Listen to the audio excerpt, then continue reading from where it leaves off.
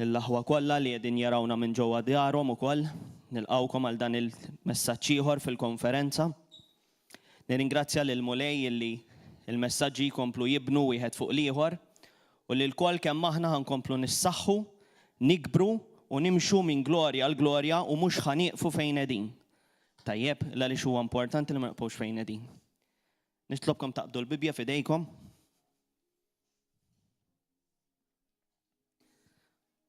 Ożżuha ftit magħkom, ftakru dik hija x-xabla tagħkom u l-għadu jibża minna dik. U ħnitolbu flimkien Mulej qaddis. Nirringrazzjawk Mulej li inti provdejtilna kelmtek Mulej li jgħaddi kemm jgħaddi żmien din ma tgħaddi qatt Mulej. U nirringrazzjawk li avolja jiġu nies jippruvaw jeqirduha missier ma jirnexxilhomx Mulej. Grazzi li permezz tagħha tkompli tikkonfermanna kemm inti Alla ħaj u ġust Mulej. Nirringrazzjawk li permezz tagħha turina mħabbtek missier. U nirringrazzjawk Mulej li kull ma kien hemm miktub qed isseħħ u jsir Mulej. Biex kull min għandu għajnejn u widnejn ħajjisma' u jara Mulej. U ma jkollu ebda skuża x'in jiġi quddiemek Mulej. U għalhekk nirringrazzjawk illum Mulej li ħatuża din biex lilna tkabbarna issaħħaħna fik u tqawwilna n-nar fik Mulej. Bla waqfien missier. Għal glorja tismek. Amen. Grazzi Ġesu. Grazzi Aħwa. Grazzi. Glorja l Mulej. L-ewwel ħaġa wkoll nixtieq nirringrazzja lill pastors tagħna tal-Knisja li tawni l-opportunità biex nixxerja l-messaġġ. U nixtieq nirringrazzja wkoll lil Mulej illi qatt ma jħallina neqsin mill-kelma tiegħu. Għaliex malli l-pastor jgħidilna għandek ċans tagħmel messaġġ, mill-ewwel jibda jimla. Mill-ewwel jibda jtik fuq xi għandek titkellem. U waħda mill-affarijiet ta' dak il-ħin li tkun għaddej minnhom jagħtik messaġġ fuqhom. Għaliex? Għaliex fl-aħħar mill-aħħar il-messaġġ mhux għalija, mhux għalikom biss, huwa għalija wkoll. Jien ukoll kelli bżonn nisimgħu, jien ukoll kelli bżonn narah. Kull messaġġ li xxerjajt dejjem erġajt smajt għax kelli bżonnu jien. Għaliex ħafna drabi il-Mulej jkun qed juża dak il-messaġġ biex ikabbrek. Apparti li jkabbar il-Knisja, jkun qed ikabbar lilek ukoll. Tajjeb, u jibda jfakrek affarijiet li jista' jkun li waqt it-triq tiegħek inti tkun insejt. Mhux għax ma tafhomx, imma nsejthom għal ftit ħin l-għadu jkun ħadomlok minn moħħok. U ma tistax tkompli miexi qabel terġa' ssib dik iċ-ċavetta li tistar tiegħek. Tajjeb? Il-messaġġ tal-lum jismu it-triq twila imma d-dawlu ikbar. Għaliex? Għalfejn it-triq twila imma d-dawlu akbar għalfejn? Bħalma nafu il-ħajja Kristjana hija triq. Tajjeb, inti wans li tajt ħajtek il-Kristu issa, it-triq l-antika ma dix teżisti. U bdejt triq ġdida. Fit-triq il-ġdida li inti bdejt, ħatibda miexi ħajja differenti. Ħajja fejn dak li qabel kien iżommok marbut u li qasbis kont taf bih, issa ħajibda jinħall bħal dar antika li jidħol persuna ġdid ġo fiha u jibda jibdilha skont il-bżonn li hemm isir ġo fiha biex il-persuna jħossu komdu, jibda jħossu home. Mela l-Ispirtu Santu, waħda mill-affarijiet li ħajamel ġewwa ġismek huwa li ħajjiġi u ħajibda jnaqqax u jneħħi dawk id-dbajja li ħabba fihom Alla ma jħossux komdu ġewwa fik. Illa għaliex aħna tajjeb ngħidu u niftakru li l-istess Alla li qam mill-mewt huwa qed jgħix ġewwa fik. L-istess qawwa u splużjoni li saret dikinhar meta qam mill-mewt qiegħda ġewwa fik. Mela inti awtomatikament tiġa taf illi fik hemm xi ħaġa straordinarja li ħassir. Mela tiġa għandek għal xiex tħares il-qudiem u ma tħares lura, tiġa tittamel bħażiemel u ma tarax xemm madwarek. Ma tistax. Għax wans li ħatuqgħod tħares xemm madwarek ħatibda titfasiq barra, seq ġewwa. Seq barra, seq ġewwa, xejn nagħmlu training. Seq barra, seq ġewwa. Imma da training mhux tajjeb, l-aħjar tiġġogja u dejjem dritt. Anke jekk qed taqta' nifsek, eqpa' dej ta' twilx rasek mhux ħajtik attak tal-qalb, il-Mulej għalhekk qiegħed miegħek. Qalbek mhux ħatieqaf, anzi ħadd issaħħaħ iżjed għax ħadd tippompja iżjed id-demm u d-demm li qed tippompja mhux tiegħek ta' Kristu. Mela inti ħatibda tibbies iżjed u ħatibda ssir b'saħħtek. Għalhekk għandna l-ġisem glorjuż hemm fuq, għax iktar ma tnissaħħuha qed nippreparaw għal hemm fuq. Infatti, meta nħarsu lejn l-apostli kif kienu ma' Ġesu fil-bidu telqu bħala nies li forsi skola ma kellhomx. Kellhom il-kapaċitajiet tal-isnajja. Għax kien hemm sajjieda, kien hemm ħafna minnhom sajjieda u kienu kapaċi. Għalkemm meta marru ma qabdu xħut ma jfissirx li kienu ħżiena, jinġieli mort u forsi ma qabad xejn. Imma ma jfissirx li jinsajjied ħażin, ifisser li dikinhar taħti ma kien hemm xejn. Jew ta' qabli qabad kollox waħda minnhom. Tajjeb, imma ma jfissirx il-ħażin Alla dejjem jażel fil-ġisem tiegħu kulħadd differenti. Kulħadd bi struttura differenti. Għaliex? Għaliex il-koll kemm aħna mill-kbir sa żgħir fis-saltna talla huwa bżonjus. Jekk hawn xi ħadd li ntħossok m'intix bżonjus fis-saltna, sejjer żball. Għaliex malli inti tinqala minna dik il-ġisem ta' Kristu jgħid għax inti importanti. Għalih inti tant importanti li miet għalik, tgħidlix imma forsi għalik miet ta' mhux għalija, għalih sorry għalik miet mhux għalija biss. Miet għalina tnej. Għax huma qatt isemmi ismi, isem dak, isem liħor, isem liħor. Għal kulħadd. Anka minn ma ridux, ukoll miet għalih, ħaseb wara l-min iridu.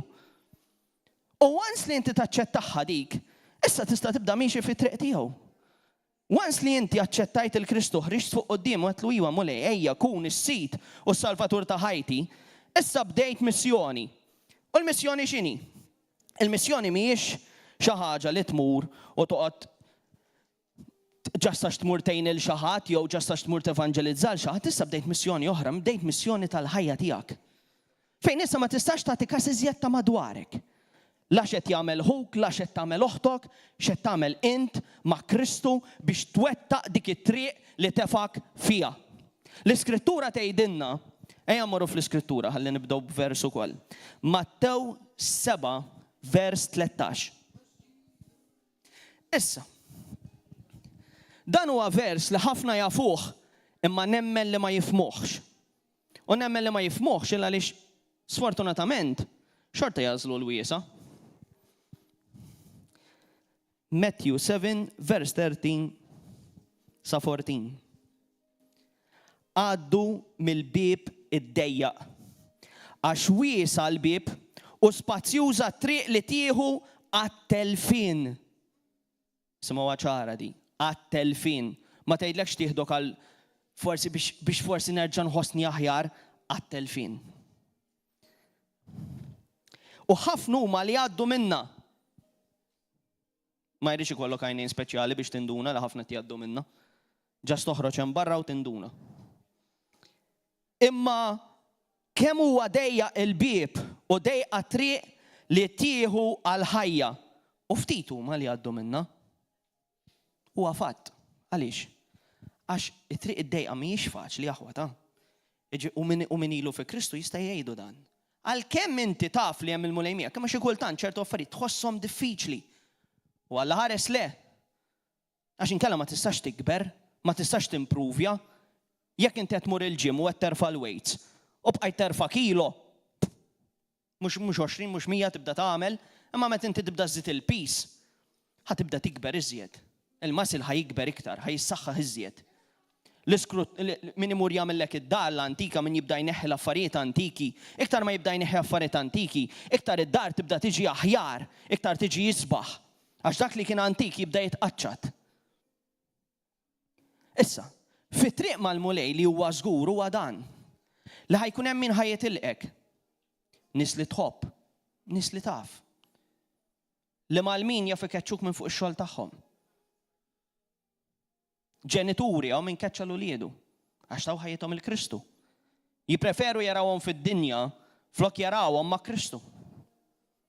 Dan kollu għax marru River of Love jasra. Kuntenti jarawhom mafġin u mkisrin milli qegħdin mixin il-qudiem. Jiġifieri matul din it-triq jista' jkun li ħassib ruħek waħdek.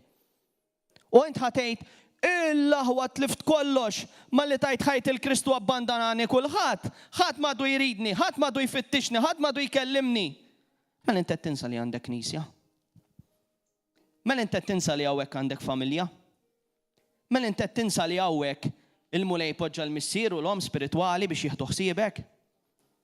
Għalhekk inti ma tistax taqbad tkun ġo knisja, tkun miżruħ, taqbad tinqala minna u titlaq. Għaliex? Illa għaliex jekk Alla lilek sejjaħlek bħala naġa, tajjeb, in-naġ, ir-raj dejjem iżommhom maqudin ċorma waħda.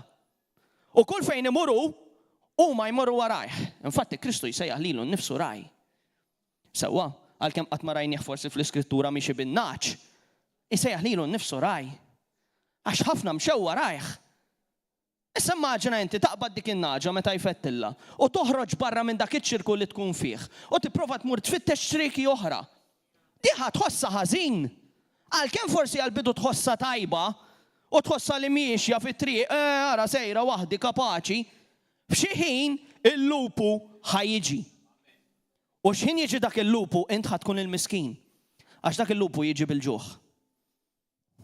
U l-iktar ħaġa li tkissrek intu sejjer ma tkunx għax ġast mort, imma xe tħalli warajk dik il-merħla li inti xi darba dak ir-rajs ik, tak tiekol, tak tixrob, ipproteġik meta l-lupu prova jattakkak. L-Ispirtu Santu jkun qed jieħu ħsiebek. Ma jfissirx li għax tħajjiqaf, imma inti qed naqqas minn dak li għandek tieħu. Għaliex? Illa għaliex jekk il-mulej tifak fiha dik il-merħla, sinjal li dan il-pulptu lilek qed jagħtik dak is-sugu li għandek bżonn. Illa għaliex ħajjiġi mument fejn id-demonju ħajjipprova jasrek. U believe it or not, ħajasrek. B'saħħtek kemm taħseb li inti b'saħħtek, ħajasrek. Għax mhux int is-saħħa tiegħek, imma hu is-saħħa tagħna, mhux aħna. Mela aħna ma nistgħux niġġieldu battalja waħedna, qatt ma nistgħux. Jekk ħanippruvaw ħanfallu. U bħalma nafu wkoll, Ġesu ma beżax jitlef kollox. Ġesu meta ġijaw fid-dinja tilef kollox. Ġesu fid-dinja spiċċa zero. Għaliex? Fis-sema kellu l-kuruna kirre. Meta ġijaw libes il-ħwejjeġ bħalna. L-abjad tal-ħwejjeġ tagħna mhuwiex l-abjad li kellu fis-sema. Kellu jirbes orq f'saqajh meta fuq kien jimxi ħafi u ma jħoss xejn. Mhux ħajqorsu ġebla u jgħid ma ġijaw sab il-ħmiet, sab il-mart, sab id-dnub. Beda jara l-kreaturi li ju stess ħalaq, il-kreaturi li ju stess tagħhom in-nifs jagħmlu l-kontrarju tal-li qal missieru. Anka meta missieru ftit snin qabel kien għadu kif għamel ġubijiet kbar.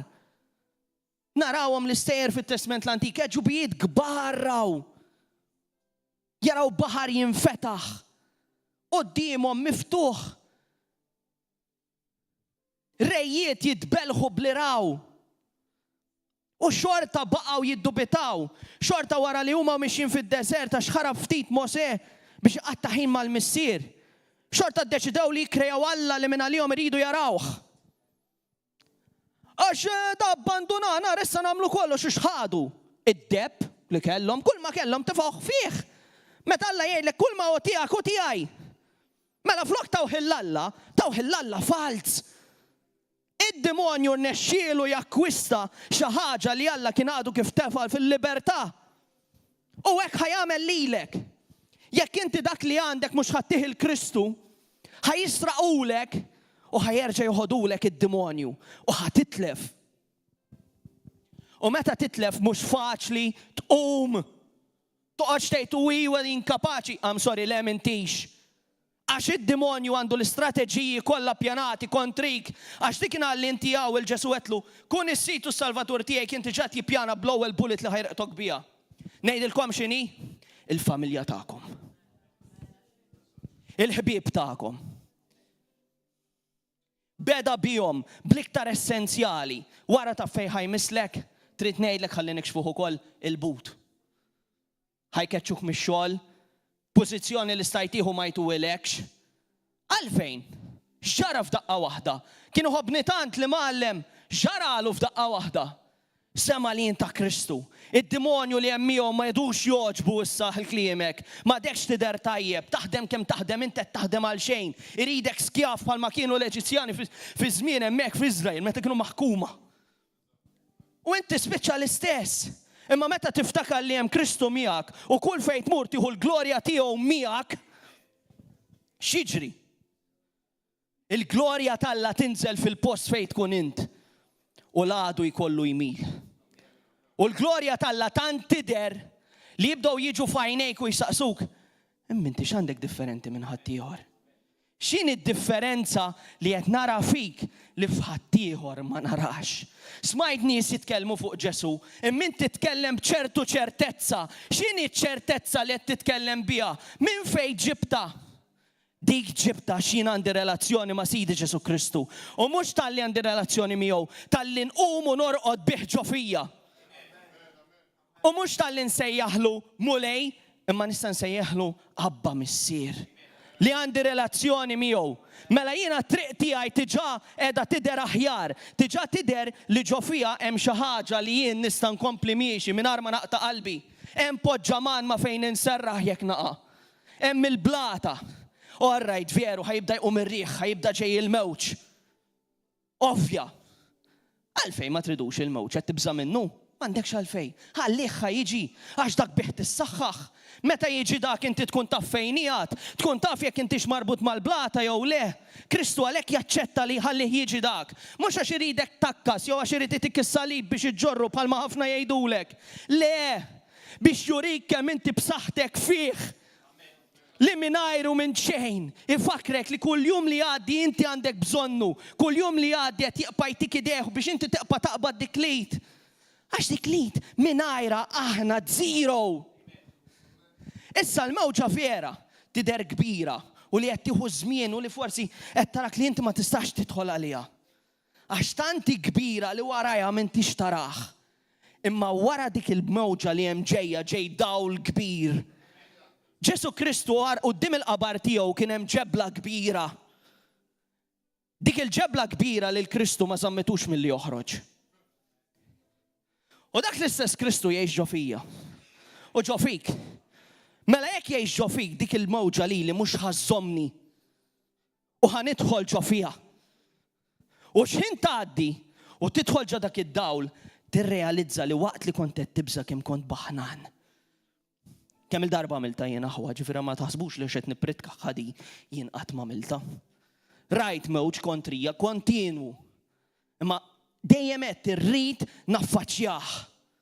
Għax once li ma taffaċċjahx, tispiċċa bħal dak it-tifel li meta ra l-monstru nfaqa' jikbi u ħarab il-barra.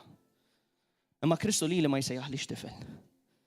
Iridni nkun innoċenti bħat tfal. Imma mbagħad iridni nkun sod bħal soldat bħal Efesin 6 bl-armatura tiegħu. Biex ħin jiġi ssiew il-mument, id-demonju li ma jiblanix. Imma jkolli l-arma biex niġġieled il-kelma. Tinsewx, meta l-Ispiritu Santu ħallilmu lil Ġesu fid-deżert. Ġesu xorta kellu x-xabla miegħu.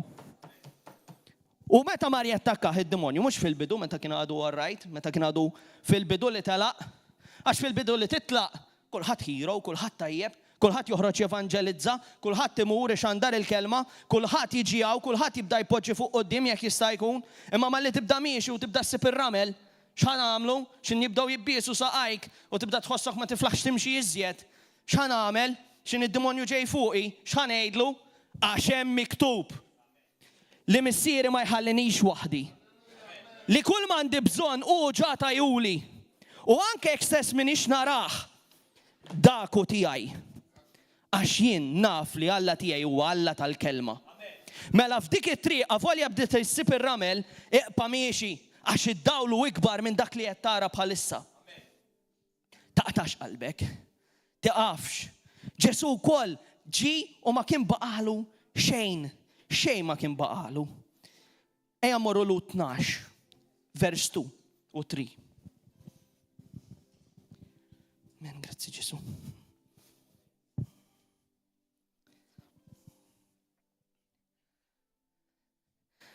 Inżommu għajnejna merfuqa lejn Ġesu. Li minnu tibda u fih tintemm il-fidi tagħna. U li flok lena li kellu qoddiemu għat mhux eduh, għat. Ġifieri jekk hemm xi hero hemm barra minn għalih li Ġesu salbuħax. Minn għalih li kien waqwa minnu. Sejjer żball. Infatti Ġesu l-iktar biċċa li toġobni fih jien kienet din. li xi marru biex jarrestawh, Ġesu qallhom, intom ma tafux li jien jekk irrid nitlob għal-leġjun ta' anġli u jinżlu jipproteġuni. Hemmhekk wera u beżżaħħhom aħwata. Għax l-Imperu Ruman kien jiġi zero. Għax jekk taħsbu ftit l-Imperu Ruman dak iż-żmien kien wieħed mill-aqwa imperi ta' dak iż-żmien. Kien b'saħħtu u ftit li kienu li jelbuhom. Ħafna pajjiżi li marru jattakkawhom ir-Rumani, tgħidlek il-kotba Rumani li biss kienu jiġġildulhom. Il-fatt li jarawhom ġejjin biss kienu jċedu l-armi. Ma ħadd ma kien jiflaħ għalihom. Għaliex? Għax kienu ħaġa waħda, kienu jaħdmu teamwork. Ma kienx hemm fixkla bejniethom. Għalhekk il-Knisja importanti li tkun maquda, għalhekk il-Knisja importanti li tkun ħaġa waħda, ħalli meta l-armata timxi, mhux jimxi l-pastor waħdu, imma timxi l-armata miegħu. Meta huk sejjel l-isfel, inti timxi miegħu. Għax kulħadd xi ħin jew ieħor jista' jinżel ftit l-isfel. Kulħadd xi ħin jew ieħor jista' jereq ftit. Ħansemmu l-Pietru. Jien nħobbu ħafna l-Pietru. Għax fih nara bniedem li għalkemm kien defsa, għalkemm kien bully, għax meta tara dwaru Pietru kien bully, ma kienx jibża. Għaliex? Mill-apostli kollha, l-uniku wieħed li kien kapaċi jiddefendi lil Ġesu meta marru għalih. Ħareġ għalihom. Ma beżax. U li kieku ftit minuti qabel għamel dak li saqsa minnu Ġesu, jaf l-istorja kienet tinbidel ftit. Għax Ġesu qallhom ma flaħtux tisru mqar sija miegħi. Għalfejn taħsbu li saqsijilhom dik id-domanda? Għax li kieku talbu miegħu jaf kienu jkunu kapaċi jkunu bħalma kien Ġwanni ma ġembu fejn is-salib. Għax bis-saħħa tat-talb aħna nagħmlu l-kuraġġ. U dik li xtaq minnhom Ġesu li huma jkunu b'saħħithom għax kien jaf li wasal iż-żmien li hu ħajitlaqhom. Kien jaf minn xiex ħajgħaddu. Kien jaf kemm ħajkunu beżana. U wara ma taħsibx li intu għaddej mit-trials tiegħek ma tibżax aħwata. Għax it-trials xi kultant ibeżżawk u jkisruk. Tinsew xaħwa li anka Ġesu x'inwasal il-mument il-kbir ta' trial tiegħu kien jaf li hija l-vittorja tiegħu. Imma xorta saqsa lill-missier għax il-ġisem kien għajja mbagħad. Kien muġuħ, kien jaf li wieħed li iktar li jħobb ħajitradih. Li ieħor kien ħajġħdu. Kien muġuħ. Timmaġinawx li kien muġuħ għax kien ħajaqla swatta. Għalkemm beża minnu dak għax it-torturi li kienu jtuk ir-Rumani kienu koroħ. Anke jekk stess ituk daqqa waħda, d-daqqa tagħhom kienet tkun kera. Għax daw ma kienx jiġihom ħniena minnek. Ma jinteressahomx. Jiġifieri inti minn taħt idejhom mejjed ħa toħroġ, anke jekk sempliċement kastik mejjed toħroġ. Għax daw kienu jużaw il-forzi kollha tagħhom biex lilek ikissruk u jfarkuk. Imma Pietru dak il-ħin ħareġ is-sejf u ġielet għal Ġesu. Issa ħila li Ġesu qallu daħħal dak is-sejf għax min jiġġieled bis-sejf imut. Mhux għax kienu ħajtuh daqqa ta' sikkin oħra lil Pietru ta'. Imma x'il-gilt ta' Pietru kienet tkun kera ħafna. Id-demonju kien jieqpa jċanfru biha li hu dikinhar qatel lil xi ħadd. Ġesu jaf li inti dnub mhux għax tagħmlu biss ħażin il-konsegwenzi ta' wara li d-demonju jġib quddiemek. U żomdi f'moħħok li l-konsegwenzi li għamilt qabel ma jfissirx li għax issint sir Kristjan u miexi ma' Kristu ċertu konsegwenzi mhux ħadbati bihom illum. Illa li xmirrak fid-dinja ta' qabel, speċjalment jekk m'għandux il-Kristu u għandu l-għajnejn tiegħu, lilek ħajqpa jarak bħala bniedem ħażin. Għaliex? Għax m'għandhomx l-istess għajnejn ta' mħabba li għandu il-missier. Pietru aħwa meta kien f'dak il-maltemp u raw il-Ġesu ġej fuq l-ilma. Pietru kien l-ewwel wieħed li qallu jekk inti jint mallem ħallini niġi ħdejk. Mhux għamel. Niżel. U għamel bħal ma għamel sidu. Mexa fuq l-ilma. Sakemm ma li neħħajneħ minn fuqu u ftakar madwaru li hemm baħar imqalleb. Kif radak? Nieżel lini ċup għal ġol ilma. Ma nafx jekk kienx kiesaħ ma qal in-nies imma nassumi li ma tantx ħa pjaċir ġo dik it-tixriba. Imma Ġesu huwa l-Baywatch tagħna l-aħwa. Għax my lifeguard works on water. Ġifieri tibżawx fuq il-baħar hemm Ġesu magħkom ukoll. Ta' ħidejh refaw u waslu bħal tarbija fuq id-dajsa lura. Min jaf kemm kien ferħan Pietru li qed jannaq il-Ġesu. Dejjem kien ikollu ċans imma dikinhar nemmel li u iżjed bil-qalb. Għax mhux talli ħadu ħdeħ fuq l-ilma, talli u miegħu. U aħna llum li sempliċiment forsi ma narawx bajnejna jannaqna lil Ġesu. Imma anke sempliċiment inħossu dik il-qawwa tiegħu man amana wkoll nitilgħu is-sema. Aħseb wara Pietru. U miegħu. Is-serħila li mbagħad ftit wara Pietru xorta għaxxaqa ftit. Kontu tafu li Pietru kellu ċans jieħu offens lejn Ġesu? Biex jekk inti għaxi darba ħadd offiża mant il-pastor u titlaq il-barra, Pietru tak l-ewwel eżempju. U mhux mant pastor ta' man Ġesu. Ġesu wkoll jagħti l-offiża. X'biża. X'intejt Brendan, Ġesu ta' offiża? Għal Pietru kienet weġa. Għax Pietru kien għadu ma femx x'ġara. Dak il-ħin xi qallu nħobbok ma'allem inħobbok. Qallu tħobbni Piet, qallu nħobbok. Qallu tħobbni, qallu nħobbok. Qallu jinnes li mmut flokok. Qallu tlaq minn qudiemi ya xitan. Awċ. Waqt li qed jgħidlu inħobbok. Qallu itlaq minn qudiemi ja xitan. Hemmhekk f'dak il-mument it-triq ta' Pietru, setet waqfet hemm. Imma x'Pietru rid ikompli jimxi l qudiem. Nesa x'qallu Ġesu. Tefaħħa fil-ġemp. U kompla miexi miegħu. Is-serħila li mbagħad forsi ma marx, mar ifittxu xorta. Għax Pietru wieħed minn dawk li mar jara x'sar minn Ġesu. ċaħdu. Taħseb li kieku kont inti ma kienx jiġrilek bħal Pietru? F'mument bħal dak fejn taf li qed tistenna li hemm ċans li jekk tgħid li tafu joqtluk.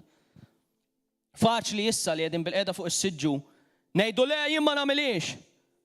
Faċli. Ħafna faċli. Pietru għalih kienet faċli jgħidlu mmut għalik. Ma kemm kienet diffiċli biex imbagħad jasal fil-verità. Is-serħila li wara li niżel fuq l-Ispirtu Santu kien kapaċi jmut għal Ġesu. Imma sakemm kien hemm l-Ispirtu Santu ma kienx faċli għalih. U aħna bħalissa din fil-Holy Spirit Conference fejn nafu li żgur l-Ispirtu Santu ħajaħdem. Mela aħna li għandna l-Ispirtu tal-Alla fina, żgur li m'għandniex nibżgħu mill-mewt. Aħwa l-apostli għalkemm kienu ma' Ġesu, mhux darba jew tnejn beżgħu mill-mewt.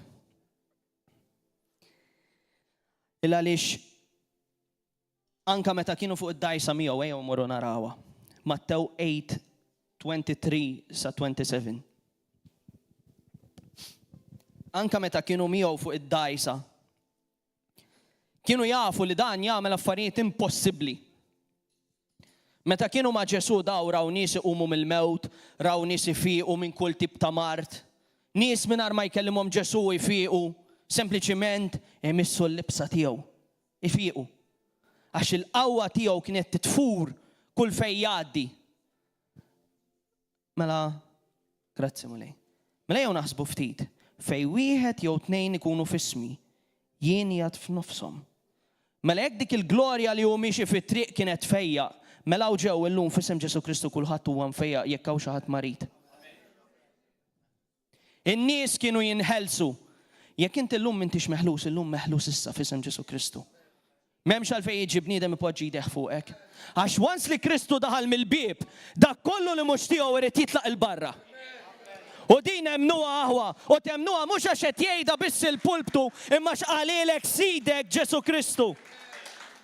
Araw kemm il-kelma tiegħu hi sabiħa, tibni lilha nnifisha biċċa biċċa.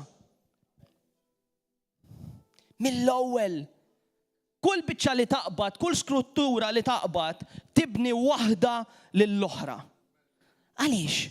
Għalhekk din tista' tissejjaħ kelma ħajja. Illa għaliex kull jum li taqra, kull jum li tfittex fiha xi ħaġa żgur għalik. Biss ħanitlobkom ħaġa. Taqbadx u tiftaħ vers u tgħid dan kien żgur għalija. Taqbadx tisma' predikatur fuq l-internet u tgħid da żgur qed jgħid għalija. Taqbadx u tgħid amen. Għala. Taf li dak jista' jkun il-kaġun li jitfak fid-dnub?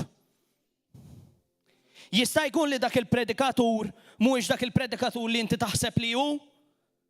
Tafu? Għandek relazzjoni miegħu? Tkun xiblaħ li taċċetta il-kulħadd li jaqbad u jiġi u jpoġġi jdeh fuqek. Jekk għandek taċċetta l xi ħadd taċċetta l-pastor tal-knisja tiegħek. Għax int suppost dak tafu, taf min hu. U tfittex il-ħadd iżjed. Jekk jikkoreġik għax iħobbok. Jekk jikkoreġik għax kien moħħu fik. Mela ma jagħtix kasek għax jinteressaħ minnek. Dik kieku ma jinteressaħ xi ħallik taffeċ, xi ħin taqa' u żgur ma tiġix. M'għandux għalfejn jgħid miegħek biex ma tiġix. Jgħid issa jkompli jaffeċ, jħossu li qed jaffeċ u ma jiġix. Għax żgur jekk inti fid-dnub fil-preżenza tagħha mhux ħatoqgħod. Jekk qed tħossok komdu, I'm sorry, għadek mesperjenzajtux il-Kristu.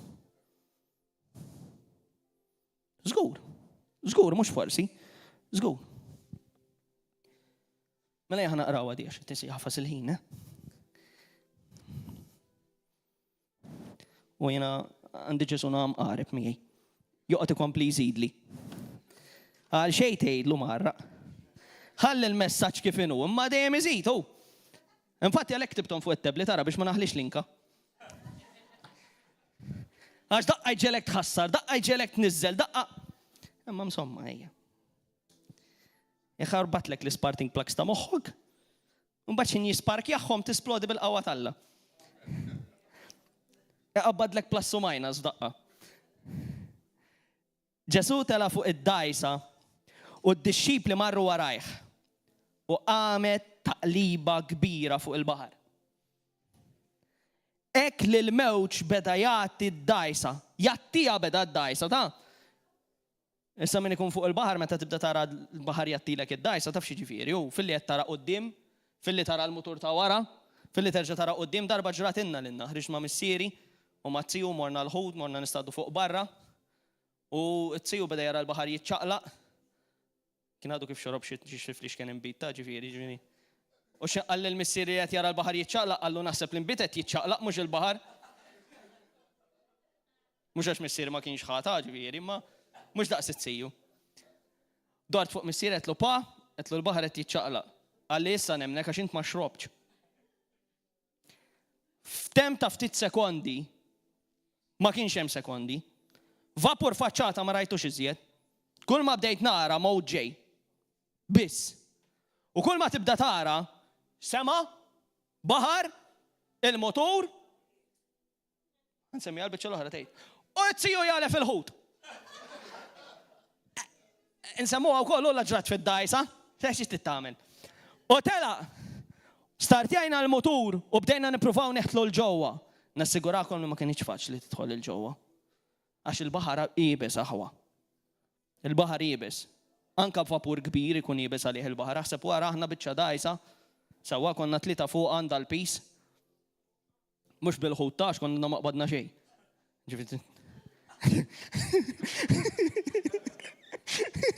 Għazzi ju kien minna liħli qed jistgħu l-qasba kienet fuq id-dajsa. U missieri minn għalih li tafal il-gamblu ma kienx rabtu, ġifieri żgur mhux ħajtla l-ħud. U jiena ta' tifel li kont nitfa' ċomba ma ntiġi sekondi u nerġa' ntella, nitfa' ċomba u nerġa' ntella, ġifieri żgur il-ħud qas ċans tiekol ma tajta, qas ċans tara l-menju. 100%. Ma kienx faċli neħtlu l-ġewwa. Ma kienx faċli. Imma saret u tħallna l-ġewwa. U għalkemm siju missieri ma kienux jemnu kif tħallna l-ewwel ġewwa x'inbaħar ikkalma, l-ewwel ma qalu grazzi mulej li wasalna. Ġifieri xi kultant għalkemm in-nies ma jemnux. L-ewwel ħaġa li jirringrazzjaw huwa l-Ġesu. Ġieli ġralkom li smajtu nies li ma jemnux Ġesu u jgħidu grazzi Ġesu. Għaliex għax l-ispirtu tagħhom irid huma ma jridux. Għax huwa l-istess spirtu li Alla nefaħ fihom. Imma ma jridux. Allura jeqgħu fejn ikunu. Il-mewġ beda jgħaddi d-dajsa. Iżdu kien rieqed. Id-disċipli resqu fuq qajmuh qalulu salvana mulej! Se nintilfu! Ġesu qam bil-kwiet. Ara ma taħsbux li ħaxa qatata. U jiena hekk idaħħakni l-mulej. Għax qam min jaf kif tbissem dak il-ħin x'qalulu ħan intilfu jaf li hemm magħhom speċjalment. Nitbissem il għaliex nimmaġina qum dik is-serjetà kollha u f'daqqa waħda kull ma jagħmel iskot u l-baħar jiġi kalm.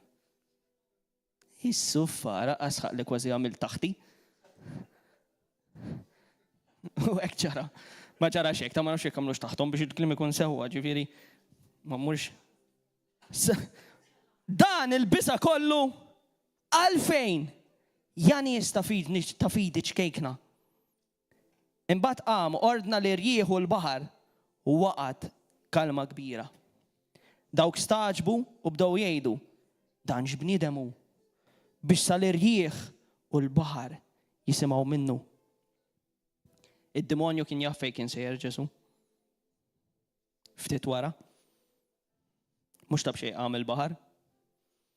Mhux tab xejn prova jżommu lil Ġesu. Ma Ġesu kien jaf li hu sejf. Kien jaf li l-ġurnata tal-mewt tiegħu ma kienx dikinhar. Seta' jeqpa' tranquill. U kif wasal l-art, reġgħu rihom minnu. Li min qallu għax inti ġejt tagħmel is-saltna tax-xitan u rihom li s-saltna tax-xitan tefaħħa taħt saqajh anzi tefaħħa miskin ġol ħanżir. U manifesta l-ħanżir miskin. Franka lu kedda l-dak, appart il-kedet li kien għadu kif qabel. Għax dan nafu li kien ilu maħkum żmien twil, jgħix ġol oqbra. Ma nimmaġinanix ngħix fiċ-ċimiterju jien. Min jaf kemm natas bil-fjuri jien l-ewwel wieħed. Li kolli nitlob għal healing service hemm. Għax il-hay fever. Nemmen li ma kienx ibagħti bieħda. Żgur, għax ħareġ. Imma grazzi mulej wara l-inħeles maru beda jxandar x'għamel miegħu Ġesu. U ftit xhur ilu xerjajt messaġġ fejn kien jismu mis-salib għat-testimonjanza. Għalhekk it-testimonjanza tiegħek hija importanti. Għalhekk Kristu kull darba li tjagħmel xi ħaġa miegħek huwa importanti li toża u tuża. L-ewwel ħaġa tfakkar lil għadu minn xi inti nħlist u minn xi għadek meħlus. Mhux tal-inħlist, tal-li għadek meħlus. U l-min qed jisimak qed tagħmillu kuraġġ. Għax jista' jkun li dak il-bniedem għaddej minn xi għaddejt int. Żgur, xi ħadd ħassib żgur. Tox tgħid għax it-testimonjanza tiegħi mhux importanti daqs ta' Fabien eżempju. Jew tiegħi mhux importanti daqs tal-pastor. Għaliex le? Mela x-xogħol li jagħmel il-mulej mhux kollu importanti. Ix-xogħol li qed jagħmel l-Ispirtu Santu mhux kollu importanti. F'liema ħin sar mhux importanti. Li kieku ma kienx importanti, m'għandekx għalfejn tiġi hawn. U jekk ġejtaw, u f'daqqa waħda tħossok li issa m'għadu jagħmel xejn miegħek il-mulej jew issa telqek, Għax dak li kellek ittieħidlek. Anzi, jien ngħidlek li għad fil-post it-tajjeb. Biex tifhem li dak li ħadlek ma jiswa xejn fejn li hawn miktubaw. Id-dinja tista' toffrilek kollox. Daw it-tliet ġimgħat li għaddew konna qed nitkellmu maż-żgħażagħ. U waħda mill-affarijiet li għednielhom kienet rigward il-kanzunezza Anxiety. Li ħafna din jisimgħuha, ħafna jisfnu magħha, ħafna minn għalihom li mija xejn. Imma jekk taqbad il-kanzunetta mill-bidu sal-aħħar, tirrealizza li hija demonika. Issemmi d-demonju fiha l-kanzunetta li għandha magħha. Tammetti li ħassir Kentucky Fried Chicken jekk tmur l-infern. Fid-diska stess. Għax id-demonju baħnan jikxef lilu nnifsu. Tgħidlek illi l-imħabba ma dekx issiba llum. Bil-fors. Għax il-Alla netfatu fil-ġemp. Tammetti li xi darba kienet temmen. Imma f'daqqa waħda ġara xi ħaġa li nbidlet. Kif jista' jkun kanzunetta f'within 20 seconds rawa miljun ruħ? Tgħidx mhux għax kellna leħena sabiħ? Għax jinveru leħni sbaħ minn tagħha, imma qatt ma ġej daqshekk famuż. Mhux daqshekk. Aħwa, wake up. Araw xemm minn barra. U kemm jista' jkun niż-żgħażagħ tagħkom ġibuha magħ. Għax dak li qed toffrilhom id-dinja f'għajnejhom hu sabiħ. U la darba dom ma daqux dak li hu ħażin, ħafna drabi ma jindunawx bih. U taf kif jispiċċaw? Inti jew titlob għalihom u ma merqa ġo x'imkien ġo xi ħajt. Is-snin li għaddew rajna ħafna żgħażagħ imutu. Ħafna. Ħafna. Min mart, min tallaq, u di l-iktar biċċa li tinkwetani jien. Għaliex? Illa li jekk dak qed jitgħallaq, taf xi fisser? Li ħafna minna għadna maħniex nagħmlu xogħolna sew. Għadna maħniex inxandru l-Kristu kemm hemm bżonn. Għax jista' jkun li dal-bniedem inta għaddejt minn ħdejh, ħassejt li kellek tkellmu ma kellimtux. Darba kien hemm persuna jien ma rridx immur inkellima għax kien tard. Kienet mara. Ma rridx immur u bdejt inħoss li għandi mmur u nkellima. Imma ma rridx immur għax bżajt.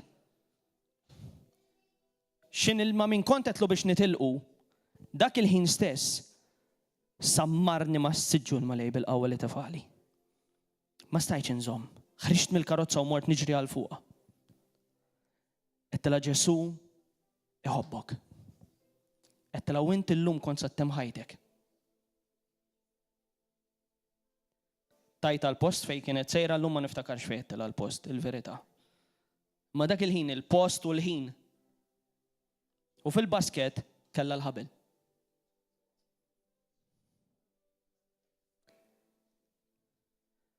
Grazzi mulej, tlabna magħha u nħelset. Il-basket spiċċa l-baħar u marret lura ant il-familja tagħha. Li kieku jien ma morġ, jien kont se nkun ħati tagħha dik. Id-dem tagħha kien jgħajjat lili. Ewwel wieħed. Għax jien stajt update il-CD u ma morġ. Toġ tgħid għax jista' jkun kien hemm xi ħadd ieħor. Għax jista' jkun jien kont se nkun l-aħħar wieħed. Hawn nies li daħlu hawn ġew biħsieb ta' suwiċidju. Imma l-kelma talla ħelsitu. L-imħabba li sab ħelsitu.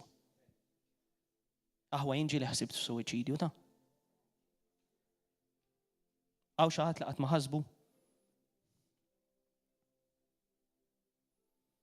Għaliex taħseb fil-mewt? Għaliex taħseb li ttemm ħajtek? Għax taħseb li dik it-triq li inta għaddej minnha m'hemmx dawl li kbar minnha. Ma Ġesu jgħat fija. Ġesu jgħat fija. Grazzi Ġesu. Grazzi Mulej. Salmi 34, vers 18.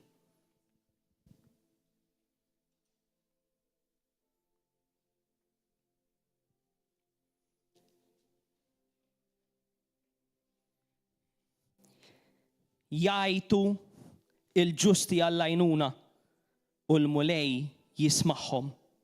Midwejja kolla taħħom jaħlisom. Kemmu kbir il-mulej. Jien nista' nirringrazzja lill-mulej għax fil-ħajja tiegħi tani min jagħmel li kuraġġ. Nibda l-ewwel bil-mara tiegħi, bit-tifla tiegħi, bil-ġenituri spiritwali tiegħi u ħafna mill-aħwa li hawn ġew. Ħansemmi kemm li hawn mhux biex niftaħar jew jekk aqqas xejn. Inni 17 il-sena.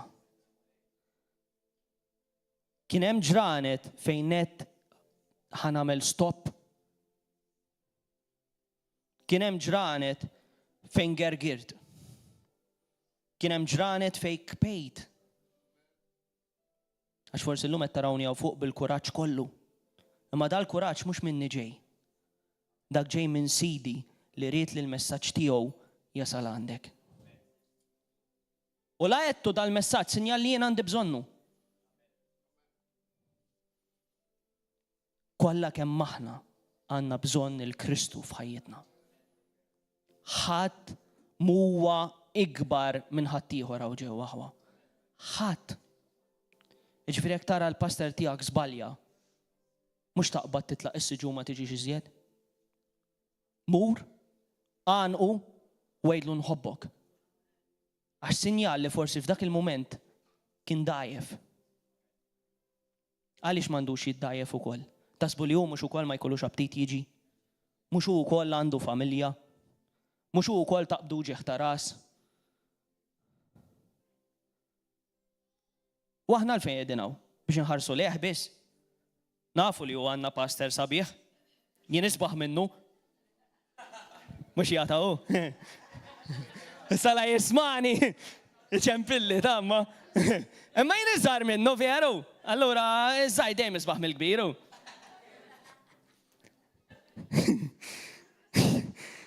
Grazzi Ġesu. Kemm int kbir Mulej.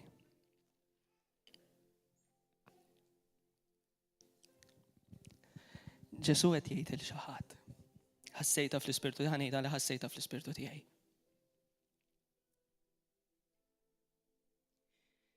Illum ġejt għax jien inħobbok.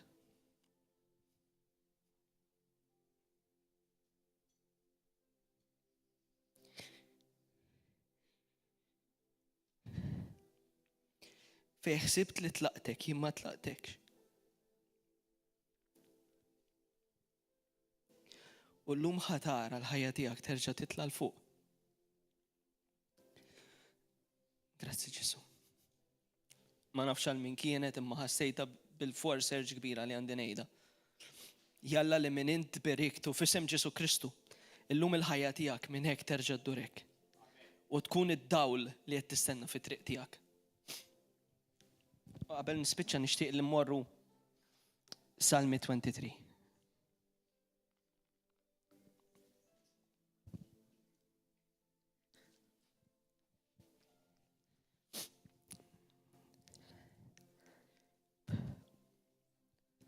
Għanna niplejsew naqilma li ħareġ.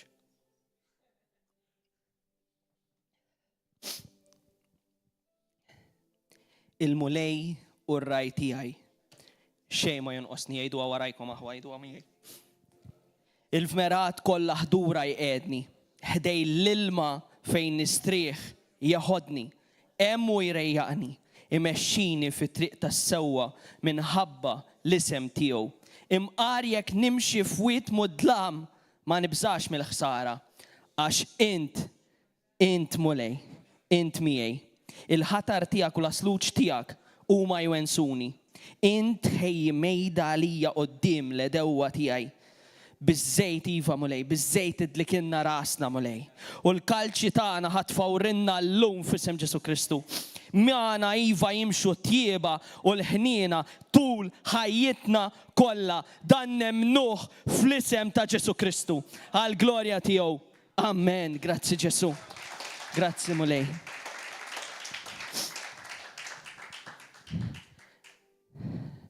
Nixtieq ngħid anke grazzi lil dawk li kienu qegħdin jarawna.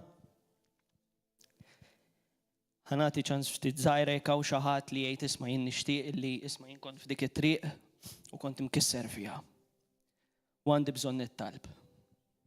Jekk int għandek bżonn nittalb ħalli ma nħux ħin il ta' warajja, ejja u nitolbu miegħek. Tiddejjaqx. Tħallix żmien jgħaddi u tkompli titfarrak. U jekk dik il-kelma kienet għalik, mhux lili, tiġi tgħid grazzi lili, murejt grazzi lil Ġesu Kristu. Imma għamel kif qallek. Illum il-page tinbidel minn hekk